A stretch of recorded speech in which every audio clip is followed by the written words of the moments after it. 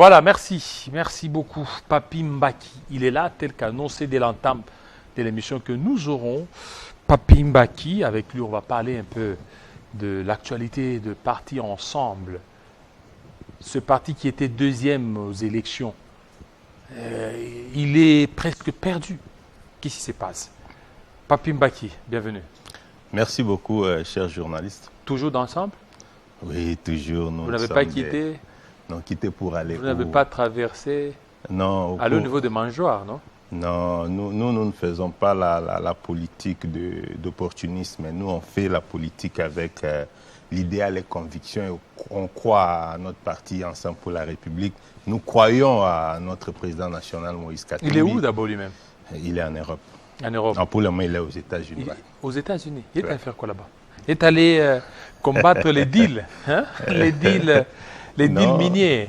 Non, mais écoute, il est libre de ses mouvements, ce qui est vrai. Avec quel passeport?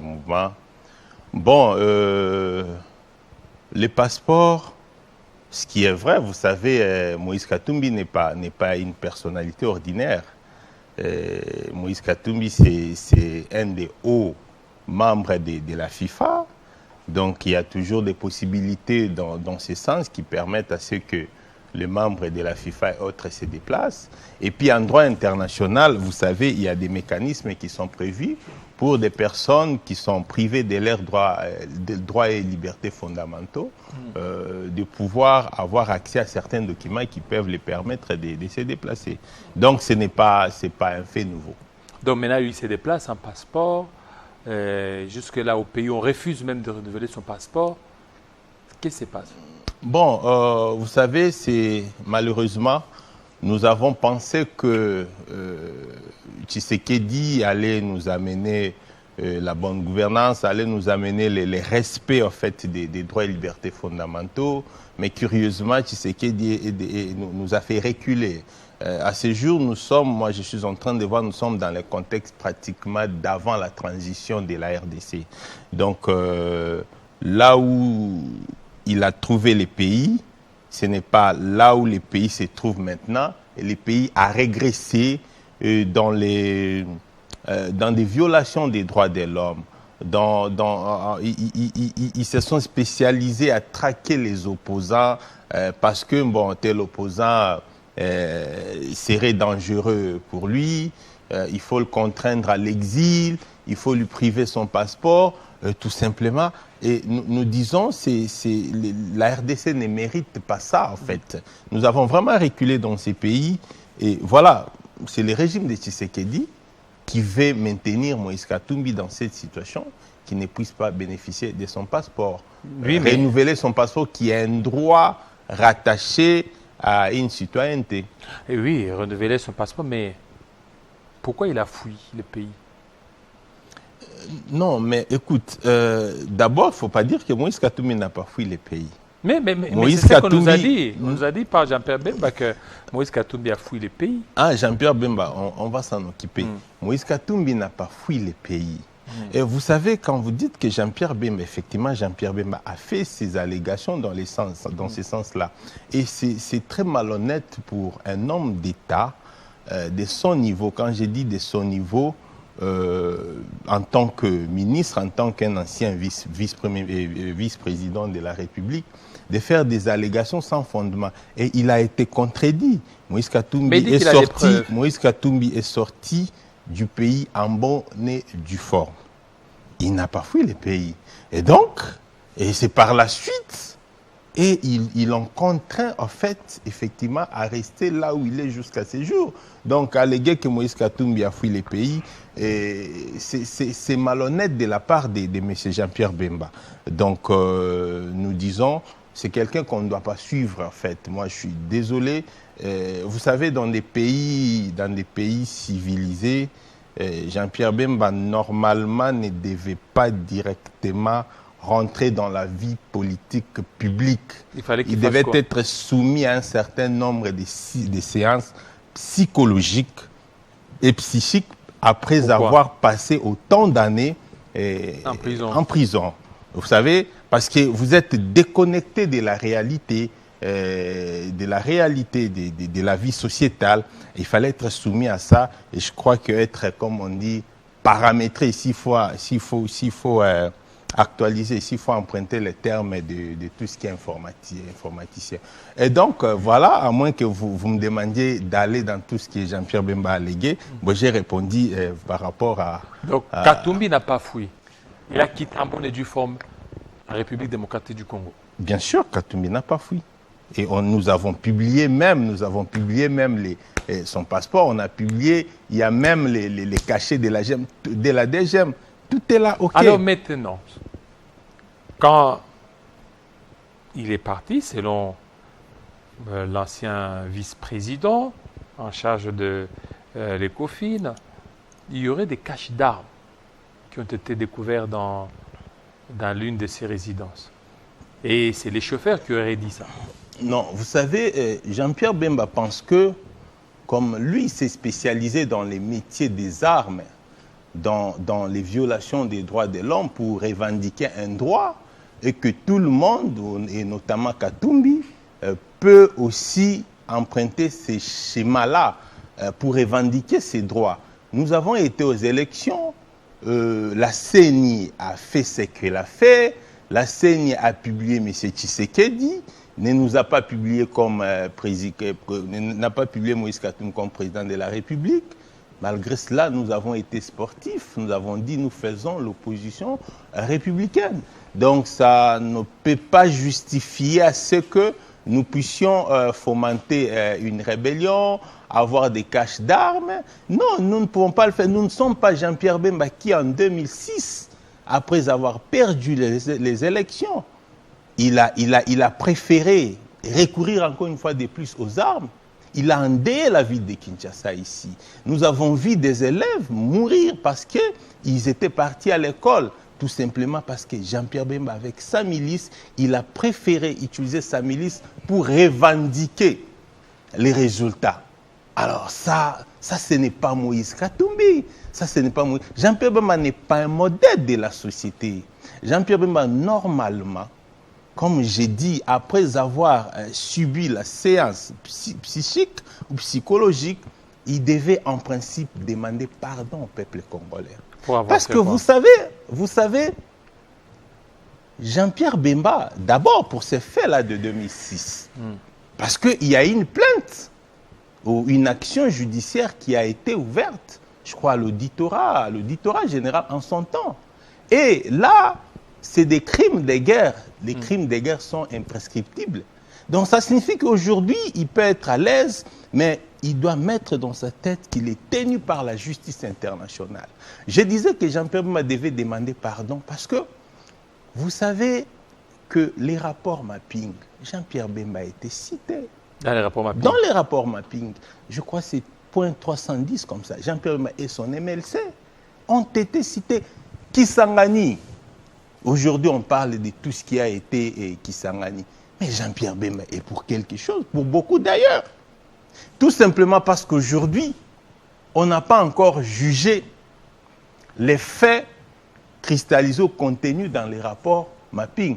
Moi, je suis un expert en justice transitionnelle. Nous avons toujours milité à ce qu'on puisse avoir un tribunal spécial de la RDC ou spécialisé de la RDC pour connaître les violations qui sont énumérées là-dedans. Et Jean-Pierre Bemba ne va pas s'échapper. Voilà, il ne va pas s'échapper. Retenez ça, on revient tout de suite, juste quelques minutes. Il est 10h à Kinshasa, 11h à Lubumbashi, 11h aussi à Kolwezi. La dernière livraison d'informations avec Damaris Kayembe. Merci Jean-David, mesdames et messieurs, et bonjour. Place à l'actualité sur Télé 50.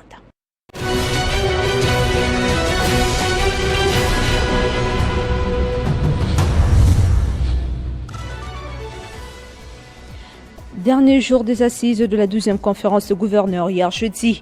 4e jour de son itinérance, le président de la RDC, Félix-Antoine Tshisekedi, a procédé à l'inauguration de 2 infrastructures éducatives majeures dans la commune de Dilala à Kolwezi. La première infrastructure rendue opérationnelle est le centre de formation dénommé La Cité de la commune. Il s'agit d'une institution de formation technique construite avec le financement de la redevance minière locale.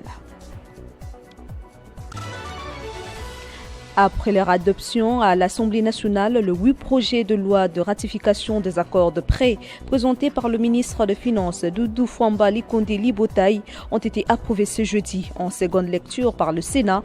Une séquence législative décisive qui illustre la cohésion institutionnelle autour de la mise en œuvre du programme d'action du gouvernement et de la vision du président de la République Félix-Antoine Tshisekedi.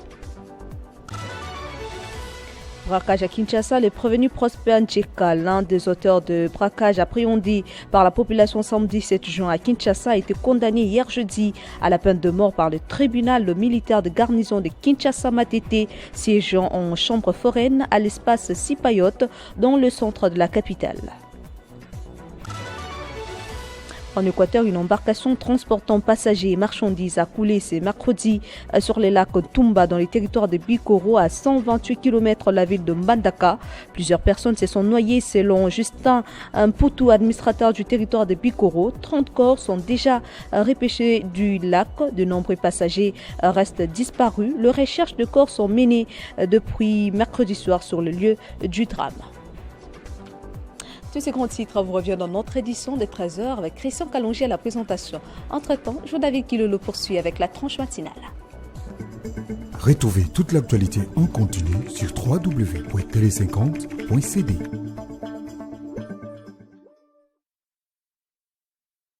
Voilà, alors on revient, vous étiez en train de parler des gens Ouais. où il faut qu'ils soient soumis à un traitement psychiatrique. Oui, c'est ce que j'étais en train de dire. Jean-Pierre Bemba ne pouvait pas réintégrer directement la société.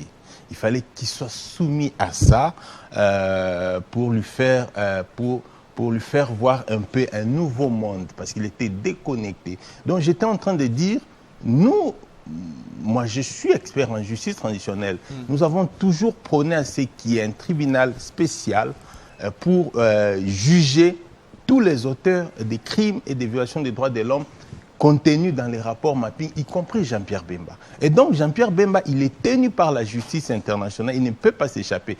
Et donc, il devait en principe demander pardon, même aux victimes de Kisangani.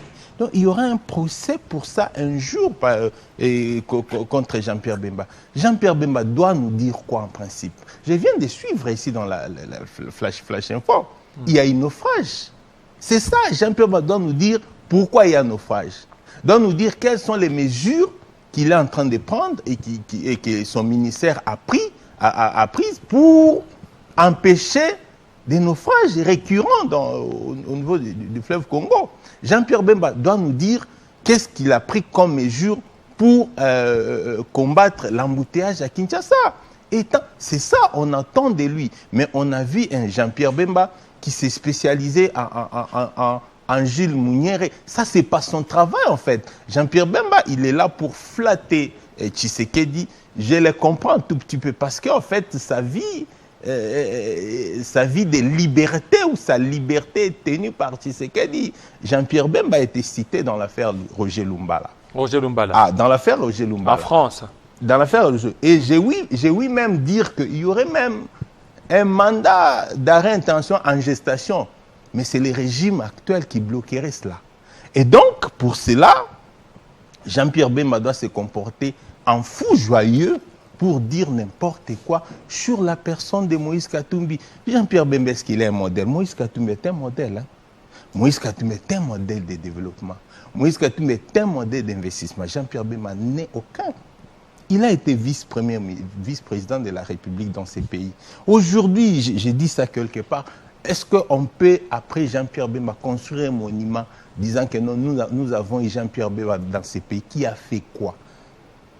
Jean-Pierre Bemba a comme une identité, le père de son père richissime, c'est juste ça. À part ça, il a quoi? Moïse Katumbi a construit sa vie, a construit sa notoriété, pas par les armes. Jean-Pierre Bemba a construit sa notoriété par les armes, par les violations des droits de l'homme. C'est cela la nette différenciation avec lui. Et donc, nous pensons, ce monsieur doit avoir beaucoup de retenue. Et le chef de l'État ne peut pas accepter un monsieur comme ça, passer à la télévision. Nous sommes tous en train de crier ici, nous devons avoir la cohésion nationale. Est-ce qu'avec de tels propos, vous pensez qu'on peut envisager la cohésion nationale. Parce que la cohésion nationale protocolaire, nous n'en voulons pas. On veut la cohésion nationale sincère. Mais pas avec des personnes qu'on nous mette en circulation comme des Jean-Pierre Bemba qui doivent dire n'importe quoi sur deux gens. Jean-Pierre Bemba n'est pas un modèle. Nous avons dit ceci. Au niveau de la jeunesse d'Ensemble pour la République, nous n'allons plus laisser cela parce que ce n'est pas la première fois qu'ils disent n'importe quoi sur notre président. Et nous avons dit cette fois-ci, nous n'allons pas accepter cela. À chaque fois qu'il passera à la télévision pour dire des bêtises, il va nous rencontrer. Alors, maintenant, il y a cette histoire des camps de la patrie, tel qu'annoncé. Est-ce que ces camps de la patrie, les dialogues est-il possible? Il y a le camp de la patrie, les vœux du président des SID, Martin Fayoulou, qui demande à ce que tout le monde se range derrière le chef de l'État et lui, pour faire les camps de la patrie afin de sauver la RDC et aussi via le dialogue Senko-SCC. Non, vous savez, bon, moi je ne maîtrise pas trop l'agenda de Martin Fayoulou parce que il y a bien avant ça, je crois moins d'un mois d'ailleurs, avant qu'il ne rencontre le président de la République, ils ont signé un communiqué conjoint avec Moïse Katumbi, Délice Sanga, FCC de Joseph Kabila et lui, Martin Fayoulou. Je doute même fort que Martin Fayoulou ait consulté ses pairs pour aller voir le président Tshisekedi. Donc, très clairement, j'ai l'impression que Martin Fayoulou a un agenda que lui-même maîtrise. Parce que la manière dont les choses se sont passées, en tout cas, tout porte à croire que sa démarche n'est pas claire. Pourquoi? Lorsque Martin Fayoulou sort de l'audience, il nous annonce déjà les camps de la patrie. Ah bon, les camps de la patrie. Vous savez, les camps de la patrie, contre qui? C'est-à-dire, il y a camp de la patrie et camp de l'antipatrie. Qui sont dans l'antipatrie? Qui doivent être dans les camps de la patrie là? C'est cela le vrai problème. Et aussi, moi, ça n'engage que moi. Même pas mon parti, même pas le président Moïse Katumbi. Le problème aujourd'hui, c'est M. Tshisekedi. Parce qu'aujourd'hui, moi, ça me dérange dans mon fort intérieur de voir à la longueur des journées, on parle du Rwanda. Un jour, on est surpris de voir Tshisekedi à Doha avec Kagame en train de négocier. En train de négocier quoi? Vous dites que le Rwanda nous vole. Le Rwanda, c'est un voleur. Nous acceptons cela. Mais puis, le lendemain, la nuit, vous allez vous retrouver avec les voleurs qui se trouveraient le Rwanda. Vous négociez avec lui quoi? C'est-à-dire quoi, les voleurs qui viennent vous voler des véhicules, vous dites que non, bon, je vais négocier avec toi, ne me volez pas tous des véhicules, volez-moi un véhicule. Non, ça ne passe pas. Moi, je suis de ceux qui pensent s'il faut terminer cette guerre, nous avons l'armée. Nous avons l'armée. Alors, aujourd'hui, je ne peux pas accepter que M. Martin Fayoulou vienne nous dire que nous devons venir être derrière M. Tshisekedi contre, je ne sais pas qui, les Rwandais. Non, ça ne passe pas. Tshisekedi, c'est lui le problème. On doit être en face de Tshisekedi. Lui dire que, monsieur, c'est vous les problèmes. C'est vous qui êtes les problèmes. Et donc, voici les problèmes qui ont fait que nous puissions aujourd'hui nous retrouver dans cette situation. Le premier des problèmes, c'est vous qui êtes allés réveiller les chats qui dormaient. Les chats ici, c'est les M23. Vous les avez amenés ici. Vous avez parlé de quoi? Pourquoi vous avez entamé toutes ces démarches-là? Au profit de qui? Pourquoi? Il doit d'abord nous expliquer que nous puissions quand même comprendre le pourquoi. Alors, ok, c'est bon, vous les avez amenés, ils étaient ici. Mais qu'est-ce qui a fait qu'aujourd'hui, vous ne puissiez plus continuer avec votre deal? Je ne sais pas si on pouvait appeler ça comment. Tout ça, nous devons nous savoir ça. Parce que vous savez, même moi, je suis avocat. Lorsque je dois vous défendre, vous devez me dire la vérité. Je dois connaître les pourquoi. Les pourquoi de vos accusations. Vous-même. Mais vous-même, M. Tshisekedi, vous ne nous dites pas, et M. Martin Fayoulou vient nous dire, écoutez, les amis, on va aller derrière Tshisekedi pour former le camp de la patrie. Non, ça ne s'explique pas. Et le problème ici, c'est Tshisekedi. Et la solution ici, ça doit passer par les dialogues envisagés ou conseillés par la SENCO et les CC. SENCO et CC qui veut assassiner le chef de l'État. Vous savez, c'est très facile en fait d'alléguer cela par Jean-Pierre Bemba qui en fait n'a pas les respects en fait des gens. Vous savez que Jean-Pierre Bemba c'est un corrupteur. Ah oui, hein? Comment? Jean-Pierre Bemba c'est un corrupteur. C'est pas moi qui l'ai dit. C'est la décision de la CPI. Jean-Pierre Bemba a corrompu des témoins pour témoigner en sa faveur. On appelle ça, il a été condamné pour subornation des témoins. Donc, ce n'est pas moi qui l'ai dit. Alors, monsieur, un corrupteur, un Jean-Pierre Bemba, condamné pour la corruption. Parce que, n'oubliez pas, si sa candidature n'a pas été acceptée en 2018, c'est parce qu'il y a eu cet aspect de corruption. Alors, monsieur comme ça qui vient devant la télévision, à la radio, dire n'importe quoi, et vous, les journalistes, vous les laissez alléguer cela comme ça, et puis on pense que non, c'est un monsieur modèle. Non, mais parce qu'il dit, il dit détenir des preuves. Il dit détenir des preuves. Non, mais attends, écoutez. Et puis Jean-Pierre Bemba, il était ministre de la Défense. Ah, voilà. Il était ministre de la Défense. Jean-Pierre Bemba doit accuser Moïse Katumbi, notamment des pouvoirs... de travailler avec les Russes. À chercher à assassiner le président de la République, chercher à faire un coup d'État. Mais des sources, des couloirs de l'UDPS, vous savez pourquoi Jean-Pierre Bemba a perdu le ministère de la Défense? Parce que Jean-Pierre Bemba, fort de ces ministères-là, s'est préparé pour faire un coup d'État à Tshisekedi. Là, bon, là, ce sont des ah, mais je te dis, hein, je vous dis, sorry, je vous dis, hein, allez demandez-lui, il sait pourquoi. Parce qu'il ne s'attendait pas. On savait que, d'ailleurs, fort de ces ministères, ça l'a permis de rapatrier tous ces milices qui étaient à Brazzaville et consorts, qu'il a tout versé dans les Ouazalendo. Les Ouazalendo qui se battaient à Goma n'étaient pas tous les natifs de Goma. D'autres, c'est parmi les milices des gens qu'il gérait lui-même, moyennant une enveloppe, moyennant un cachet. Donc là, ce sont des rumeurs des gens, peut-être, est-ce qu'il y a des preuves? Alors, vous voyez, donc, lui pense que comme lui, il dit quelque part, c'est vraiment important que Moïse Katumbi, il est hanté, bon, c'est pratiquement ça le terme, par le pouvoir. Des pouvoirs. Mais attends, nous faisons la politique, nous avons ensemble pour la République pour faire quoi? Ce n'est pas pour nous amuser, c'est pour conquérir les pouvoirs, mais pas par les armes comme lui. Vous voyez, lui a cherché à conquérir les pouvoirs par les armes. Parce que ce qu'ils ont fait en 2006, après la proclamation des élections, c'était pour faire quoi? C'était pour renverser le régime de Joseph Kabila. Et donc, nous ne sommes pas comme lui. Nous, oui, nous voulons avoir les pouvoirs, nous allons avoir les pouvoirs, mais pas par les armes, par des voies démocratiques. Nous ne sommes pas comme lui. Et donc, il faut avoir le respect vis-à-vis de la SENCO, qui a fait beaucoup, qui a aidé les politiciens dans beaucoup de choses. Il faut qu'on se le dise. Les prêtres catholiques ont aidé, à l'époque même en 2016, 17, 18, mais n'eût été le concours des prêtres avec tout ce qui est CLC, tout ça.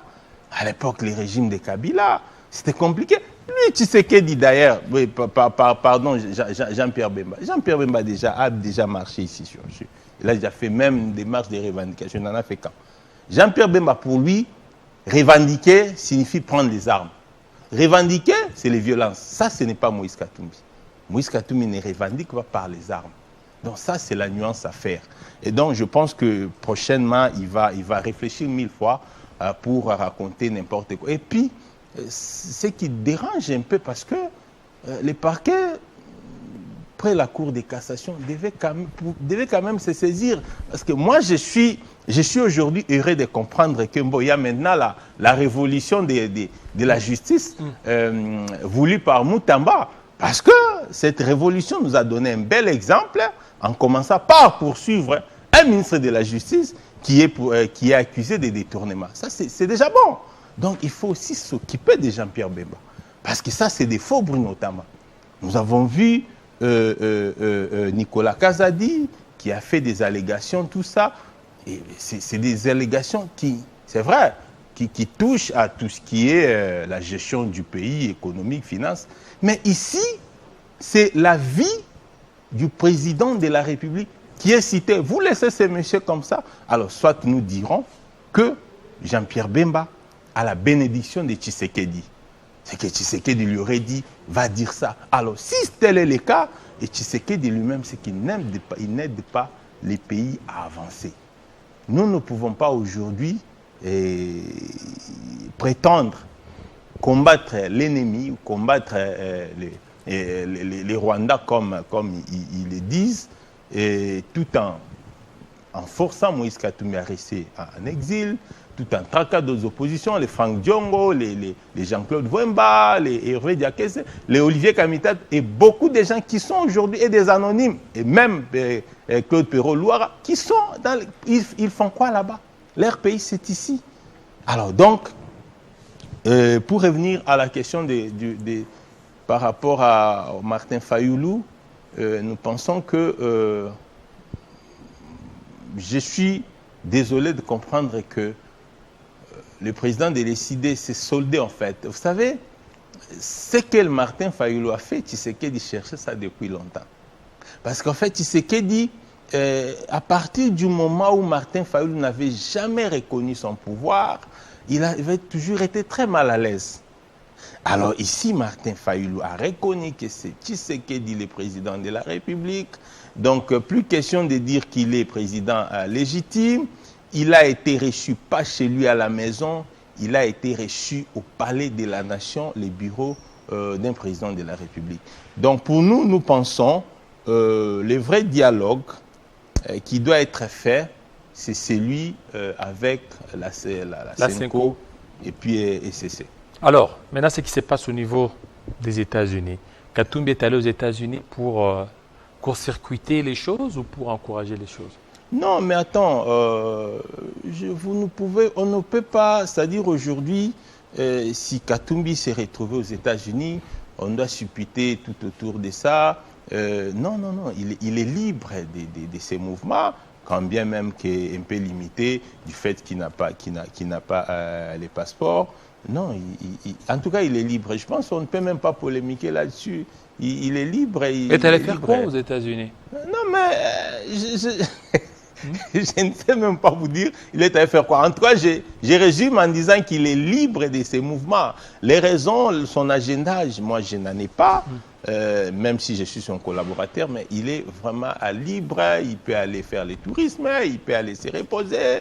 Et donc, c'est tout à fait normal. Donc, c'est comme aujourd'hui, aller à Goma, devenir une infraction, je ne sais pas, prévu dans quelle loi pénale. Non, ce n'est pas comme ça. Il faut éviter de penser que X personne va aux États-Unis, Y va à Goma, ça signifie qu'il est en train de comploter contre les pays. Non, ça, ce n'est pas ça. La RDC qu'a voulu Lumumba. Non, c'est pas ça la RDC qu'a voulu Lumumba. C'est pas ça la RDC que Mobutu nous a légué. On avait un pays uni et fort, donc voilà. Voilà, un pays uni et fort, un message de paix à tous ceux qui sont en train de nous suivre. Et le parti se porte bien, à merveille. Non, les partis se portent bien. Mais c'est comme si vous êtes en veilleuse, là. Non. Nous sommes d'ailleurs au niveau particulièrement de la jeunesse, nous sommes en pleine redynamisation. Je pense qu'ici, on doit toujours faire la nuance. Les gens ont toujours tendance à penser qu'un parti de l'opposition doit casser. C'est ce que l'UDPS nous a donné comme modèle d'un parti de l'opposition. Non. Un parti de l'opposition n'est pas là pour casser. Nous sommes là pour dénoncer ce qui ne va pas. Et c'est ce qu'Ensemble fait. Le secrétaire général Bolengeteng, il fait des déclarations lorsqu'il faut faire. Les porte-paroles du président Olivier Kamitatou fait des déclarations lorsqu'il faut faire. Alors, il ne faudrait pas dire qu'Ensemble est en veilleuse parce qu'Ensemble n'a pas fait une marche pour casser. Et non. Le message de paix, c'est que aujourd'hui, le pays est fragilisé. Le pays est fragilisé du fait d'un seul homme qui s'appelle Tshisekedi. Alors, nous demandons à M. Tshisekedi de favoriser les dialogues. Et les dialogues, là, qui sera organisé par la SENCO et les CC.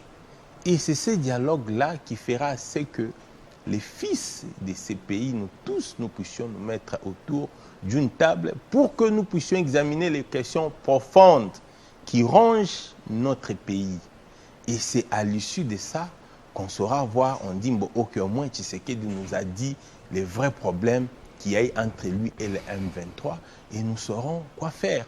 Mais sans quoi, ça sera compliqué. Moi, je ne peux pas être là, venir avec Tshisekedi, je sais que c'est lui le problème, et puis je vais dire, bon, les amis, venez, nous allons être derrière Tshisekedi. Non, c'est lui le problème. Je ne peux pas être derrière les problèmes, je dois être en face des problèmes pour trouver la solution. Voilà, merci. Merci beaucoup, M. Papi Mbaki.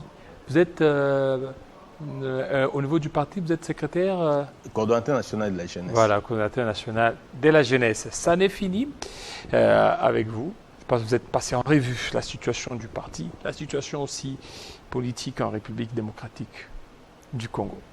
On va terminer par la culture. Il y a un artiste musicien pendant quelques minutes et puis on va terminer. Merci.